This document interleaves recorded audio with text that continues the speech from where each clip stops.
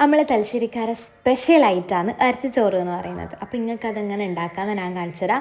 ഉമ്മ ഇന്ന് ഉണ്ടാക്കുന്നത്, അതുകൊണ്ട് നിങ്ങൾക്ക് എല്ലാവർക്കും ധൈര്യത്തിൽ ഇതേപോലെ ഉണ്ടാക്കി വെക്കാം. അതിന് വേണ്ടിയിട്ട് ആദ്യം തന്നെ ഒരു 2-3 ഉള്ളിയും ഒരു 2 തക്കാളിയും ഒരു 2-3 തണ്ട് കറിവേപ്പിലയും പിന്നെ ഇഞ്ചി ചുറ്റുള്ളി പച്ചമുളക് പേസ്റ്റ് ആക്കാൻ മിക്സിയിലിട്ടിട്ട് അതും കൂടി ഒരു കുക്കറിലിട്ട് കൊടുക്കുക. എന്നിട്ട് നല്ലോണം കഴുകിയ ബീഫും അതിലിട്ടിട്ട് ഒരു 2-3 സ്പൂണ് മല്ലിപ്പൊടി, അതിലേക്ക് നിങ്ങൾക്ക് ഇഷ്ടപ്പെട്ട മീറ്റ് മസാല ഏതാണോ അതും ഇട്ട് കൊടുക്കുക. പിന്നെ കുറച്ച് മഞ്ഞൾപ്പൊടി ഇട്ട് കൊടുക്കുക, 1 സ്പൂണ് മുളക് പൊടി ഇട്ട് കൊടുക്കുക.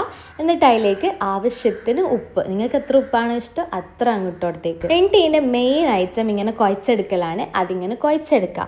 അതിന് ശേഷം അതിലേക്ക് കുറച്ച് വെള്ളം കൂടി ഒഴിച്ചെടുത്ത് നല്ലോണം മൂടിയിട്ട് ഗ്യാസ്മിൽ വെക്കണം. അത് ഞാൻ വീഡിയോ എടുക്കാൻ മറന്നുപോയി. പിന്നെ ഇതേപോലൊരു വലിയ ചെമ്പെടുത്തിട്ട് അതിൽ ഗീയും ഓയിലും മിക്സ് ചെയ്തിട്ടുള്ള സാധനം, പിന്നെ ഏലക്കായി, കറുവപ്പട്ട, കറാമ്പ്, ഈ സാധനങ്ങളില്ലേ, അത് നിങ്ങൾക്ക് കുറേ ഇഷ്ടമാണെങ്കിൽ കുറേ ഇട്ടോ. നമുക്ക് അതിൻ്റെ ടേസ്റ്റ് അത്രക്കാരും ഇഷ്ടമല്ല, അതുകൊണ്ട് കുറച്ചായിട്ടുള്ളൂ. പിന്നെ ഉള്ളി ചെറുങ്ങനെ അരിഞ്ഞതും പിന്നെ കറിവേപ്പില ഇട്ട് കൊടുക്കാൻ. എന്നിട്ട് നമ്മൾ ഈ കുക്കർ തുറന്നു കഴിഞ്ഞാൽ നമ്മൾ ഏകദേശം ഇറച്ചിക്കറി പോലെ തന്നെ ആവൂലേ, ആ സാധനം ഈ ഒരു ചെമ്പിലേക്ക് ഒഴിച്ചു കൊടുക്കുക.